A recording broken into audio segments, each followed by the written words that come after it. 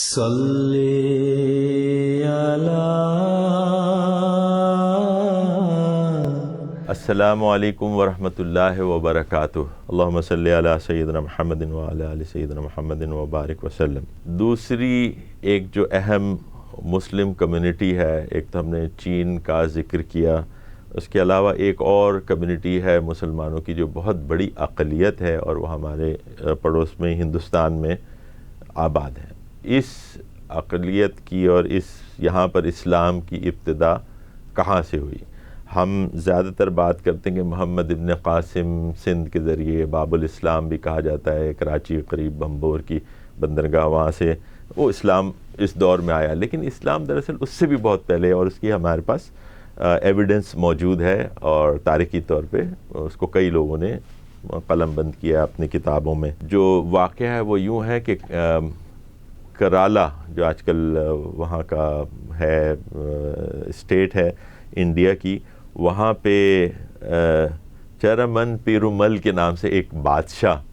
وہاں پر تھا۔ اب اس بادشاہ کے حساب سے یہ بتایا گیا ہے، مولانا مودودی نے بھی اپنے تحریر میں اس کو لے کے آئے ہیں ایک جرمن ریسرچر کے حوالے سے، اور اس کے علاوہ حمید اللہ صدیقی صاحب نے اس کو کافی تفصیل میں یہ بات لکھی ہے اس واقعے کو، اور اس کا ریفرنس بھی دیا ہے، جو کہ ایک ہسٹری کی کتاب انگلینڈ میں ان کے جو عجائب گھر ہے وہاں پہ موجود ہے، جس میں یہ ریفرنس ملتا ہے۔ اور یہ ریفرنس کیا ہے کہ یہ جو چرمن پیرومل کے نام سے میں نے ایک بادشاہ کا آپ کو ایک راجہ کا نام بتایا، یہ ملابار میں کا یہ راجہ تھا، اور اس نے اس کا یہ طریقہ تھا کہ یہ شام کو اپنی اہلیہ کے ساتھ اپنے محل کی چھت پہ چہل قدمی کیا کرتا تھا، اور یہ چہل قدمی کرتے وقت اس نے ایک چیز وٹنس کی جس کو ہم سیرت میں دیکھتے ہیں، جس کو شق القمر کا واقعہ کہا جاتا ہے، کہ آپ صلی اللہ علیہ وسلم ویسے تو یہ اس طرح کی جو معجزات ہیں، اس کو یعنی آپ کے معجزات جو ہیں اس میں سب سے بڑا قرآن ہے، آپ کے معجزات جو ہیں آپ کی زندگی، آپ کی سیرت ہے، ہم دیکھ رہے ہیں سیرت کے اندر کیا کیا چیزیں موجود ہیں، لیکن اس میں بیچ میں ایسی چیزیں بھی آ جاتی ہیں، جیسے ہم نے دیکھا کہ اس کے خندق کے موقع پر کئی لوگوں نے کھانا کھایا، کھانا ختم نہیں ہوا، تو ایسی چیزیں ہوئی ہیں، رسول ہونے کے ناطے آپ صلی اللہ علیہ وسلم کے معجزات بھی ہیں۔ اور ان میں سے ایک معجزہ یہ بھی بتایا جاتا ہے کہ جب مینا کے مقام پہ آپ نے کافروں کے اصرار پہ وہ ایک اپنی انگشت سے اشارہ کیا، اور چاند جو تھا وہ ٹوٹ گیا، اور ایک اس کا مغرب میں اور ایک مشرق میں چلا گیا۔ تو یہ جو پیرومل تھا، اس نے وہ نظارہ اپنی آنکھوں سے اپنی اہلیہ کے ساتھ دیکھا، اور اس کو اپنی کتاب میں اپنی جو، کیونکہ اس کا یہ وہ تھی طریقہ تھا کہ وہ صبح کے وقت جو ہے وہ اپنی جو کہ ڈائری ایک طرح سے تھی نا وہ لکھواتا تھا، تو اس ڈائری کے اندر اس نے لکھوایا کہ جی میں نے ایسا کچھ دیکھا ہے کہ چاند جو ہے وہ 2 ٹکڑے ہوا۔ پھر اس کو یہ، کیونکہ جیسے ہم نے بتایا کہ عرب جو تھے مرچنٹس، وہ بہت دور دور سفر کر رہے تھے جہازوں پہ نیویگیشن کے ذریعے، اور یہ سب اللہ تعالیٰ کے انتظام کا ایک حصہ ہے کہ دین کو کیسے اس نے پھیلانا تھا، اور اس موقع پہ اس دین کو اس نے انٹروڈیوس کیا دنیا میں، جبکہ دنیا اس میسج کو ریسیو کرنے کے لیے ہر طرح سے تیار تھے، ٹیکنالوجیکلی بھی تیار تھی، ویسے بھی کنیکشن بھی اس کا بن گیا تھا، کیونکہ اس کے بعد کوئی اور دین نہیں آنا تھا۔ تو وہ وہاں پہ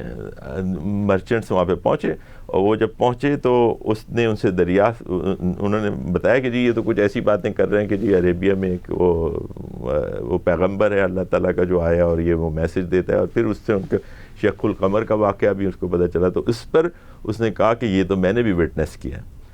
اور یہ اس پہ ہندوستان کی پہلی مسجد کے نام سے ایک کلکتہ سے ایک مقالہ بھی شائع ہوا ہے، اور اس میں اس کی یہ پورے واقعے کی ڈیٹیل آئی ہے، جس میں وہ بتاتے ہیں کہ پھر اس نے یہ فیصلہ کیا اپنے بھتیجے کو غالباً راجہ بنا کے یہاں پہ اپنی جگہ پہ وہ کر کے، اس نے کہا کہ میں چاہتا ہوں کہ میں جاؤں اور ان سے ملوں اور اس دین کو قبول کروں، اور اس کوشش میں وہ نکلا۔ اب 2 روایات ہیں، ایک یہ ہے کہ رسول اللہ صلی اللہ علیہ وسلم کے دور میں ہی وہ وہاں پہ پہنچا اور اس نے اسلام قبول کیا آپ صلی اللہ علیہ وسلم کے ہاتھ پہ، اور دوسری روایت یہ ہے کہ ابو بکر صدیق کے رضی اللہ تعالیٰ کے دور میں وہ وہاں پہ پہنچا اور اسلام قبول کیا۔ لیکن اس کا جو اینڈ ہے وہ یوں ہوتا ہے کہ وہ اسلام قبول کرنے کے بعد اس نے درخواست کی کہ چند صحابہ کو آپ ہمارے ساتھ کر دیں، اور ان صحابہ کے تاکہ وہ دین کی تبلیغ کریں اور ہمیں گائیڈ کریں وہاں پہ ہمارے لوگوں کو.